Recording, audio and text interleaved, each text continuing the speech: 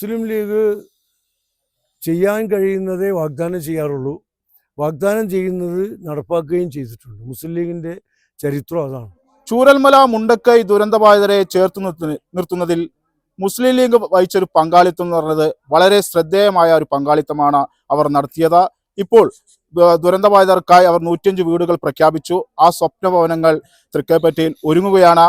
ആ ഭവനങ്ങൾ സന്ദർശിക്കാൻ ലീഗിന്റെ സംസ്ഥാന ജനറൽ സെക്രട്ടറി PMA സലാം അടക്കമുള്ള നേതാക്കൾ ഇവിടെ എത്തി. സ്വപ്ന ഭവനങ്ങളിൽ പകുതിയോളം ഭവനങ്ങൾ അടുത്ത മാസം കൈമാറാനുള്ള ഒരുക്കങ്ങൾ നടക്കുകയാണ്. ഏതായാലും ലീഗ് പ്രഖ്യാപിച്ച ആ പദ്ധതി ലക്ഷ്യത്തിലേക്ക് എത്തുകയാണ്. നിരവധി പ്രതിസന്ധികൾ ഉണ്ടായിരുന്നു, പക്ഷേ ഇച്ഛാശക്തിയുടെ ഒരു അതിവിടെ നടപ്പാക്കാൻ പോവുകയാണ്. എന്ത് തോന്നുന്നു ഈ അവസരത്തിൽ? ദുരന്തബാധിതർക്ക് നൽകിയ വാഗ്ദാനങ്ങൾ ലീഗ് പാലിക്കുകയല്ലേ?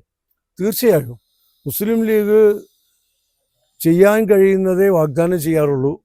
വാഗ്ദാനം ചെയ്യുന്നത് നടപ്പാക്കുകയും ചെയ്തിട്ടുണ്ട്. മുസ്ലിം ലീഗിൻ്റെ ചരിത്രം അതാണ്. ഞങ്ങൾ വ്യാജമായ പ്രചാരവേലകൾക്കോ കള്ളത്തരത്തിലുള്ള വാദമുഖങ്ങളോ ഒന്നും ഉന്നയിക്കാറില്ല. ചെയ്യാൻ കഴിയുന്നത് ഞങ്ങൾ നേരത്തെ ചെയ്തു. ആ പ്രഖ്യാപനം വന്നതിന് ശേഷം ഒരുപാട് കടമ്പകൾ ഞങ്ങൾക്കുണ്ടായി. സർക്കാരിൻ്റെ ഭാഗത്തു നിന്നുണ്ടായി, രാഷ്ട്രീയ ശത്രുക്കളുടെ ഭാഗത്തു നിന്നുണ്ടായി, ഒരുപാട് വ്യാജ പ്രചാരവേലകൾ വന്നു.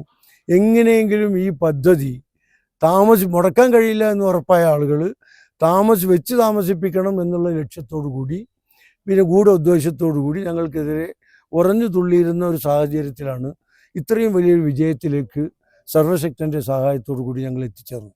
എനിക്കറിയാം, ഞങ്ങൾ 105 വീടുകളാണ് നേരത്തെ പ്രഖ്യാപിച്ചത്. അത് പൂർണ്ണമായും കൊടുക്കാൻ ഞങ്ങൾക്ക് സാധിക്കും. ഇപ്പോൾ അതിൻ്റെ വർക്ക് ബഹുമാനപ്പെട്ട തങ്ങളവർകൾ ഇവിടെ സന്ദർശിച്ച് ഞങ്ങൾ ഇതിൻ്റെ പണി ഏറ്റെടുത്ത കോൺട്രാക്ടർമാരുടെയൊക്കെ തീരുമാനമനുസരിച്ച്, അഭിപ്രായമനുസരിച്ച് ഫെബ്രുവരി അവസാനമാകുമ്പോഴേക്ക് 50 വീടുകൾ പൂർത്തീകരിച്ച് അതിൻ്റെ ആളുകൾക്ക്, ഗുണഭോക്താക്കൾക്ക് അതിൻ്റെ താക്കോൽ ദാനം നിർവഹിക്കാൻ കഴിയും എന്നുള്ള വിശ്വാസത്തിലാണ് പണി മുന്നോട്ട് പോകുന്നത്. അത് ചെയ്യാൻ കഴിയുമെന്ന് തന്നെയാണ് ഇന്നും ഇവിടുത്തെ ജില്ലാ ഭാരവാഹികളും പാർട്ടി നേതാക്കളോടുമൊപ്പം സന്ദർശിച്ചപ്പോൾ വ്യക്തമാകുന്നു. പണി നല്ല രീതിയിൽ നടക്കുന്നുണ്ട്. ഉത്തരവാദിത്വം ഏറ്റെടുത്ത ആളുകളൊക്കെ ആ ഉത്തരവാദിത്വം ഭംഗിയായി നിർവഹിക്കാൻ ഇതുമായി സഹകരിക്കുന്നുണ്ട്.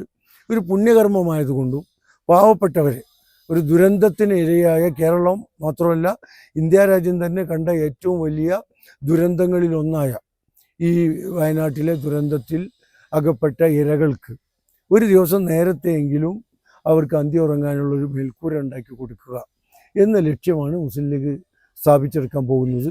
ഇത് ആരോടെങ്കിലുമുള്ള വാശിയല്ല, ഇത് രാഷ്ട്രീയ മുതലെടുപ്പല്ല, തിരഞ്ഞെടുപ്പിൽ വോട്ട് നേടാനുമല്ല. മനുഷ്യർ എന്ന നിലക്ക് സഹജീവികളോട് ചെയ്യേണ്ടുന്ന ഉത്തരവാദിത്വം അത് നിർവഹിക്കാനാണ് ഞങ്ങളുടെ നേതൃത്വം ഞങ്ങളെ പഠിപ്പിച്ചത്.